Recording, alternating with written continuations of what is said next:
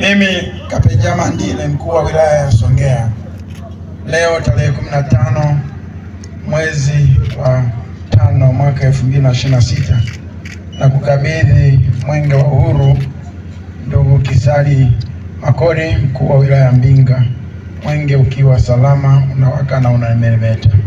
Aidha, na ukabidhi wakimbiza mwenge 6 wakiongozwa na ndugu Wazo Mang'onda, na ukabidhi pia wakimbiza mwenge wa ngazi ya mkoa na waratibu wote wakiwa katika afya salama, na Mwenyezi Mungu akutangulie. Makori, mkuu wa wilaya ya Mbinga, nakiri kuupokea mwenge wa uhuru 2026 ukiwa salama, unawaka na kumeremeta, na wakimbiza mwenge wote 6 wa kitaifa wakiwa na afya njema.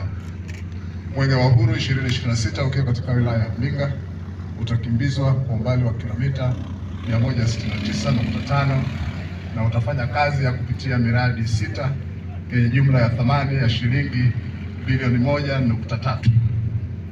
Naomba niahidi pia kwamba nitakapokuwa na ukabidhi mwenge wa uhuru siku ya tarehe 16 katika wilaya ya Nyasa, tutaukabidhi ukiwa salama, unawaka na kumeremeta, na wakimbiza mwenge wote 6 wa kitaifa wakiwa na afya njema na wakiwa na nuru. Mwenyezi Mungu nisaidie.